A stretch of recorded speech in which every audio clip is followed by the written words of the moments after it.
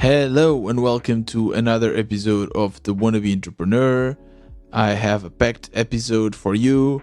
I will be mostly speaking about my experiments around the WB space, my virtual co-working space for bootstrappers.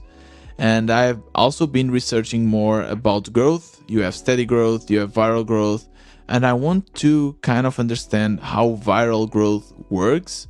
So obviously I still haven't cracked it because I haven't been viral, but I've been trying to analyze, trying to get some conclusions, and I want to share that with you. And I also want to share the results of my A/B testing experiment and a couple of other interesting things that happened this week with my projects.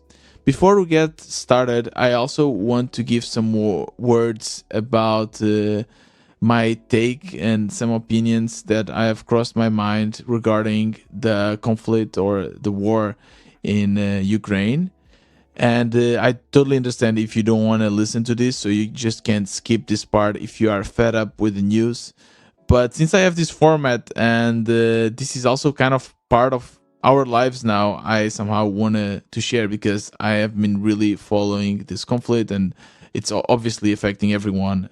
So first thing that I want to speak is that I do understand that it's a bit unfair because there have been a lot of wars in the past years, unfortunately, and most recently we had also the crisis with war refugees coming from Syria, and there's been much more support for in this war, right, in Russia Ukraine invasion. And as a European myself, I kind of understand because I can much more relate with people in Ukraine because they are closer, because I worked with a lot of them. But I still understand that, of course, it's a little bit unfair that there are, or at least that the word is obviously biased, right? There is much more support now coming from NATO, coming from the EU, coming from the US towards Ukraine with all the sanctions going on and everything, than towards, for instance, Syria, etc. There's nothing we can do about it. Of course, that we should not attack the support that there is for Ukraine. We should just hope that this support would be equal for everyone, because I totally agree with the support that has been given to Ukraine, and I think that we should even give more. Another thing that kind of crossed my mind, and this is a very unpopular opinion, so I don't want to offend anyone. This is just what's coming from my mind, and I have a pretty open mind, so we can, of course, discuss, and I can change this. But in the world of gender equality, which I'm totally in favor of, and I think we should fight for it, and we should fight for equality, gender equality, race equality, everything. It's a bit weird that no one speaks about the fact that women can leave Ukraine, but men are forced to stay and fight. It's a very tricky situation, and I bet you that a lot of you are already, of course, Thiago, someone has to fight, but my question is, why? I really believe that if you don't want to fight, especially in a war that is so unfair that you most likely will not win, certainly NATO said that they wouldn't give any military support, why would you be forced to kind of throw your life away to fight for something that you don't believe? So it's I don't know, it affects me for two main reasons. First of all, I have friends and people I worked with there in Ukraine, in the most affected cities, and they cannot leave. And some of them are developers, and I can just imagine that as a developer, they could leave the country and have a very good life. They would just find a job quickly and they could be with their family. Of course, they would miss their country, because I can see myself in their shoes, because I know them. I find it really unfair that they are forced to stay, especially in today's days where we are fighting for gender equality. For me, it makes no sense that women can leave and men would have to stay and fight. I really believe that everyone should be free to take their own decisions, and a lot of people would still stay and fight, which I really admire, but a couple will, yeah, also leave. So I don't know. This is something that is coming through my mind, and I don't see a lot of people talking about it. So I just wanted to, yeah, share this point of view. And last but not least, I do think that it's really, really important to acknowledge that there are victims in both sides. There are victims in Ukrainian side and victims in Russian side. Obviously, in Ukraine, maybe the effect is, or for sure, the effect is much bigger. They are losing their countries. They're the minority in terms of army. They have much less powerful army.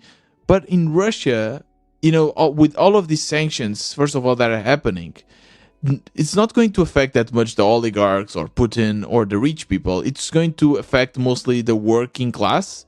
And most of these people are against the war. They don't want the war. A lot of people are being arrested because they are going into manifestations. And I do believe that those are also heroes, right?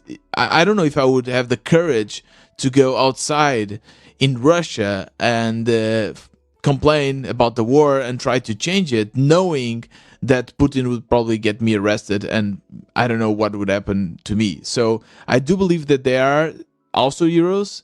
And since I guess the best case scenario for this war is for somehow a Russian revolution to happen, I think that we should still support the Russians that are against this war. We should listen to them.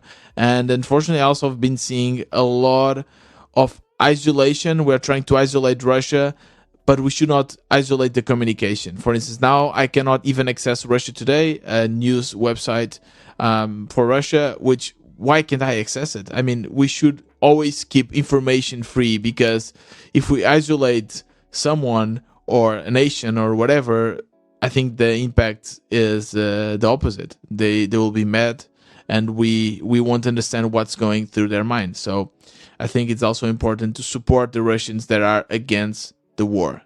And that's it. That's what I wanted to share about my view in Ukraine and everything that is happening. I really, really hope that this ends soon.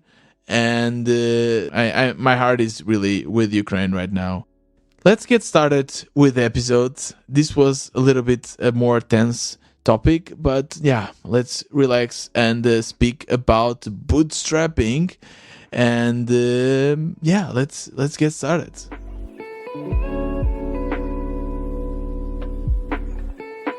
Do you remember the bottle flip challenge?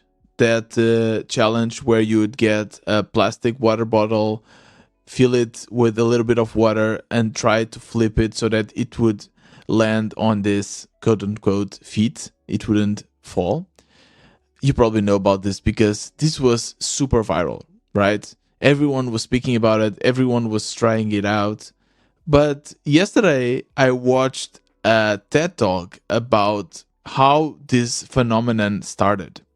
And it's funny because sometimes you just get these viral things happening and you don't even question, how did this started? But this talk was actually about the guy, the high school senior that started this movement. And the way he started the movement was not on purpose.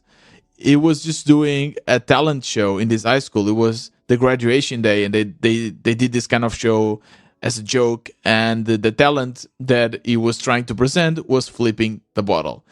I mean, he tried it for a few days before. He was able to do it. He didn't think too much of it, and it was really fun. He had this epic music going on, and then he landed the flip, and everyone went completely crazy. And that was it. It was a fun video, but he didn't think too much about it. 72 hours later, he was in New York in the late night show showing his skill to the world. How crazy is this? How crazy is going viral? It's something that I believe no one fully understands, but can definitely change one person's life. So, as he explains in this talk, after flipping the bottle, he was getting DMs from people saying that the world needed to see his talents. He was giving interviews left and right. He even in the end was able to get or to sponsor a non-profit organization helping victims of cancer just by flipping a bottle. Everything changed in his life. And he even gave some examples of other people that have gone viral and they are now millionaires. Going viral is winning the lottery. I don't know if you ever realize this, but yeah, it just changes your life. Most of the times, it can be for the worst or for the better. But how can we go viral? That's something that I've been thinking a lot, especially because I am at this point, as you know, that I have some users, but they are not enough to call it a profitable business, right? So I have users, I have paying users, which is really interesting because definitely people are interested in my community and people want to use it. But how do I take it from 30, 40 paying users to 1,000 or 2,000, right? The same with the podcast. I have 100 people listen to the episodes, which I guess if you are listening to this, you probably like it. But how do I take this from 100 to 10,000? This is the $1 million question for me, something that I've been trying to figure out. And my first answer when I first started doing this was marketing. Everyone was speaking about marketing. If you remember, or if you follow, for instance, Dagobert on Twitter, is the meme lord. I interviewed him a couple of times. And that's what is always memeing about, that we should focus more on marketing than anything else, than building features. But then what is marketing, right? There are so many. You have sales, you have social media, you have so many different areas, and it's very abstract, right? There's so many variables. One thing that I've realized is that there are two kinds of growth. There is the steady growth and there is the viral growth. Steady growth is this sustainable growth that is not super fast, but it happens every day and you can somehow control it. So to have steady growth, you have to identify a couple of marketing channels that work for you. For example, for me, for my podcast, I have the Twitter, I have Indie Hackers, and I have the network of the people I interview. These are my steady growth marketing channels. The one that works best probably is when I interview people and I am able to tap into their network and I get a few new listeners. This is giving me new listeners every day, but in a very slow rate. The other effect is the viral growth. Viral growth is amazing, but it's much more unpredictable. That happened to me with this podcast when I interviewed Peter Levels, because when we shared this interview around, it got so many listeners, right? I think it's now reaching the 1,000 listens. And just for you to understand, the next most listened interview that I did with KCD has now 350. So it's almost 3 times the interview I had with KCD. And this had a huge impact in my number of listeners. It actually doubled my number of listeners. So in 1 week, I was able to double from about 80 to 160 listeners on my podcast. This, with steady growth, would take me months to achieve. So yeah, viral growth is definitely something that it really helps. And it's something that if you could control, I really believe this should be something that we should be doing, but we cannot control. What is going viral? How can we become viral? There are a lot of interesting videos around the internet, a lot of interesting blog posts. I've only started now trying to research more about it because I focus a lot on my steady growth, and I found the channels that work for me. And for instance, with Change It, my climate change app, I have SEO going on, and it's really good because I'm having 70, 80 readers in my blog posts every day without lifting a finger. So that steady growth has been the best one so far. But with Twitter, with Indie Hackers, of course, I have to put some hours of work every day by answering comments and writing tweets and etc. But at least I know that if I put this amount of hours, I will have X amount of visits on my website. Now, if I'm able to figure out viral growth, I know that I'll be able to grow obviously much faster. I've been reading a lot. There's still a lot of things that I don't know, but I just want to share some of the conclusions I have so far. And of course, that I will update you as I learn more about viral growth. Maybe I will not even be able to grasp the idea and quote unquote understand it, but if I do, I will definitely share it with you. So, here are a couple of questions that I have been asking myself. I think that going viral means that you are able to produce content that people want to share, people want to speak about it. Now, the question is, why do people want to share your content? And I have come up with a solution or a reason that might be too simple or too simplistic, but you tell me. So I think that people want to share your content because people want others to like them. And that's why you share the content. And I will explain that in more detail because there are a couple of categories of content that I think have a bigger tendency of getting viral. The first category is funny content. It could be, for instance, memes, right? Meme marketing is a huge thing. I did an interview with Agobert and an episode just about meme marketing. And why do people like to share memes? Because they are funny. And people will think that you are funny if you share it, right? I guess that's the main reason why you share something that is funny, because you want to make others laugh. Another category that I found it really interesting is identity. So when you find a post that you can identify yourself with and you just want to share it. Why do you want to share it though? I believe it is because you want to show others that you belong.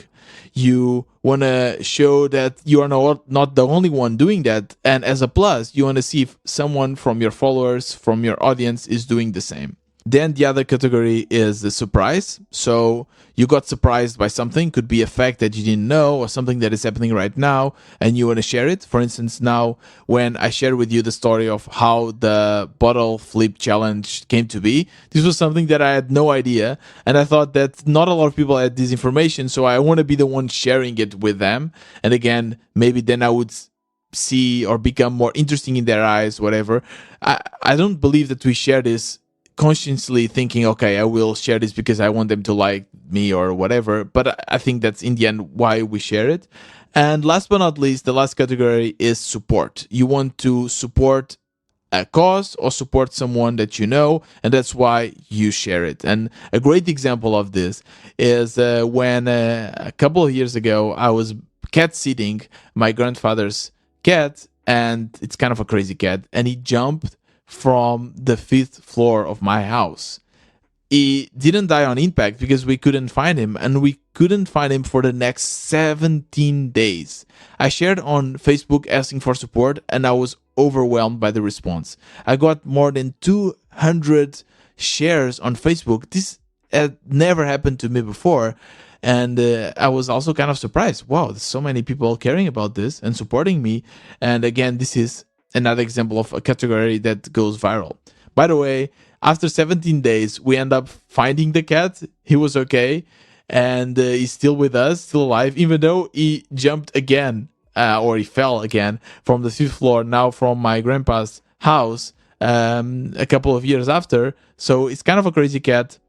I think now is much more chilled. I guess when you fall 2 times from the 5th floor, you kind of rethink your life choices as a cat or something like that. These are the categories that I think are important. And now when you try to, or when I'm trying to create some content, I'll try to follow these categories. And I'll always try to think about if it was me reading that tweet or that content or that Instagram post, would I share it? Would I want to share it with my friends? I think that's also really, really important. One great example that or case study that happened recently with a member of our community was with Luca. Luca Restano is a member of the WB Space, and I also interviewed him here in the podcast.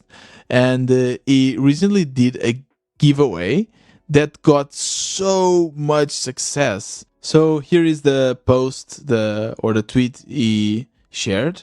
It said, I created a Notion board to guide you through the creation of a SaaS.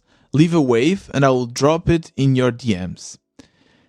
this adds more than 400 likes with a lot of retweets and more than 800 waves, more than 800 replies. 800! How amazing is this? With a simple tweet.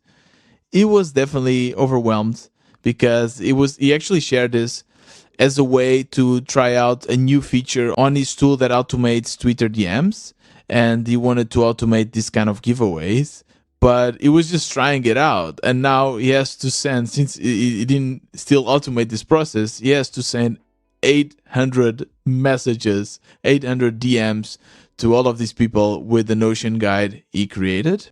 I don't know why this worked. If we think about it, for instance, if you remember the last episode when I shared with you what I've learned from that book, Hooked, that teaches you how to create habits with your products, this as a great reward, which is to get the guide for free.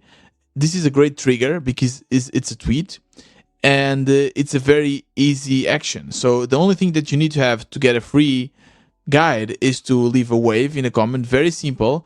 And the more people comment, the more it validates that this is a great deal, right? So now when I look at it and I see more than 800 waves, I think, okay, I am missing out on something. I have the FOMO. I need a wave as well. What if this is amazing? I have nothing to lose. It's super easy for me. I don't have to pay a thing. So this is a great example of something that worked really well. As a side benefit of it, he has now 100 more followers on his Twitter account. He has a lot of emails of people that are interested in building SaaS, and he has a lot of people, potential clients for his own product, Hivoi. So this is just another example of how going viral can actually mean a lot for your project and kind of bump it to the next level.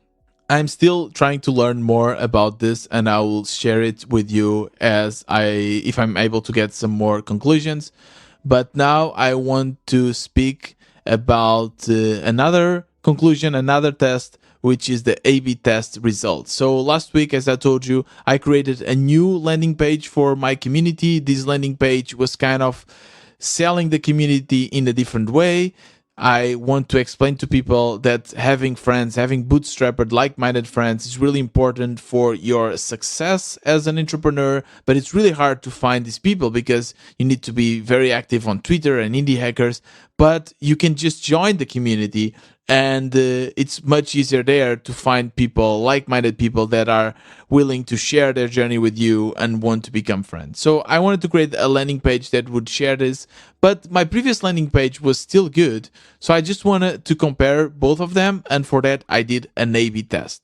Now, one thing that people asked me was, is it worth to doing an A/B test if you don't have significant amount of users? And if I think about my days in Trivago, we had a lot of people coming to the website every day, and we were looking for really small changes. For instance, if I change the color of this button, I wanted to see maybe a 0.5% change or increase in the number of clicks.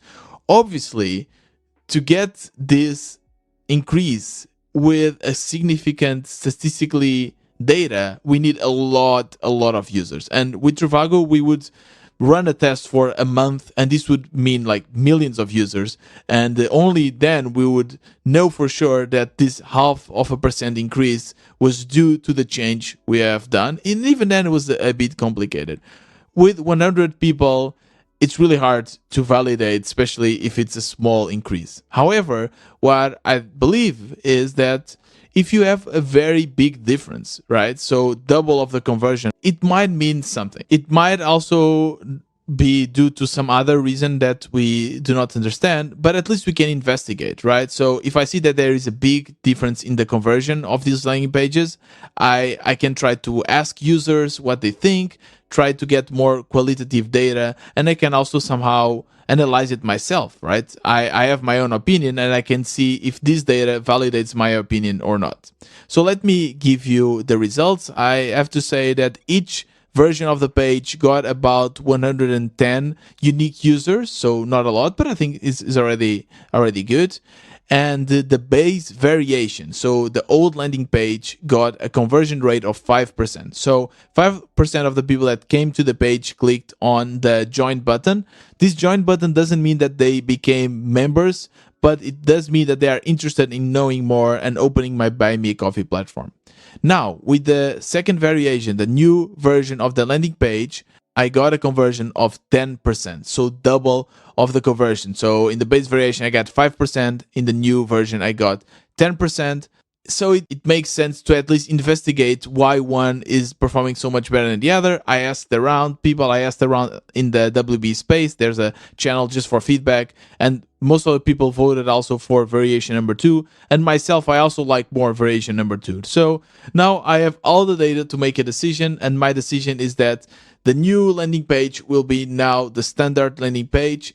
And it was really nice also to test the split B feature. It worked really, really well. And if you want to learn more about how this works, you can just listen to my episode, the one that I released last Tuesday.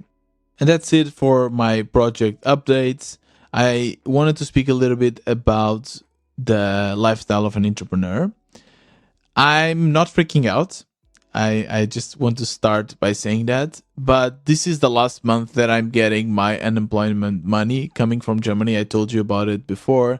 And this has been such a great opportunity because I'm able to work on my projects and still not... it doesn't affect my savings, right? So that's really, really nice. I'm really happy for it. But yeah, this month is the last month. And of course that this is increasing the pressure for me to make money or to increase or to find a job. And I will definitely not make a salary, at least from the community, until the end of the month, because my steady growth, it's not fast enough. So yeah, I'm not, again, as I said, I'm not freaking out. I don't know why. I should be. I don't know, I'm numb. I don't feel anything. I just keep on pushing and keep on trying to figure out how I can go from this amount of users to something that is really scalable, to make a business. I've been questioning myself a lot. Is this because I'm not good enough with marketing? Is this because the product is not good enough? So there are a lot of products that when you share them, they immediately get a lot of need, that people just want to download it and install it. And maybe this is just not it. Maybe that's what a good business is about. It's a product that is solving a problem with a lot of demands. I don't know. I haven't thought too much about it. Maybe I'm kind of pushing these feelings aside. But yes, the one thing is for sure, this is the last month that I'll be getting unemployment money from Germany. Now, I want to go to tips and tricks of an entrepreneur. Today, I have a very interesting tool to share with you. It's called Copy.ai. And I was really surprised with what this does. So basically, this uses AI to generate text, to generate the copy for your landing page. And you just sign up and you describe in your own words what is your product about. And this will generate a lot of options that you can just copy paste that explains, I don't know, it kind of translates your explanation to a super simple to understand version. I was really, really surprised. So let me just tell you how this works. You just go to copy.ai. There's a free tier that you can just use for free. And then you register. You can log in with Google and whatever. And it asks you the name of your product and asks you to describe your product. Let me tell you what I wrote to describe the WB space. So I said, as an entrepreneur, it is important to surround yourself with like-minded people. But finding other entrepreneurs like yourself take time and effort. Join our community and have access to our network of entrepreneurs that help each other to achieve their goals. So it kind of explains what the community is about, but it's not super well written. There are some words that could change and it's too long. Now you can choose the tone if you want friendly, if you want luxurious, relaxed, professional, bold, whatever, and you just hit create copy. And then it even says magically we are going to create a copy. So let me just read some of the output of this model. I'm super impressed. So one of the outputs is join our community and have access to our network of entrepreneurs that help each other to achieve their goals. Yeah, this is it. This is a one sentence explanation of what the community is about. Let me read one that is a bit longer. As an entrepreneur, you are constantly looking for people who will help you to achieve your goals. Join our community and have access to our network of entrepreneurs that help each other to achieve their goals. Maybe this one is not as good, but again, it's amazing because if you remember what the input was, how it is able to summarize and write, and there's so many options. So one thing that I actually did was I copied one of these options to my landing page and I'm using it right now. I will definitely be using this website for any copy and also for tweets. If you want to write a tweet, maybe pass it through the copy.ai and see what the results are. It might really, really help. So copy.ai, the link will also be in the description.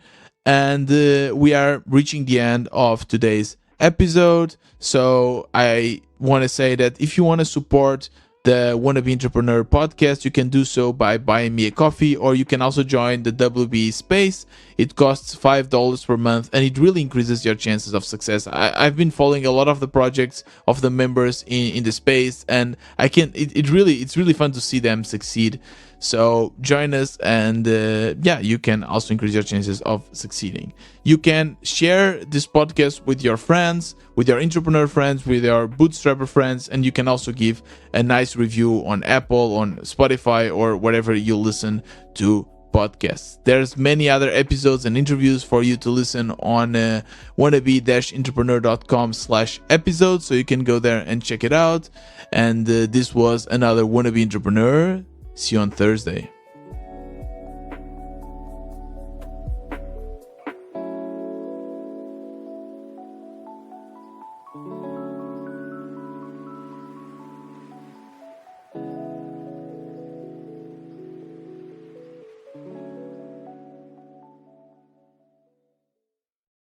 Now imagine this episode going viral. That would be fun.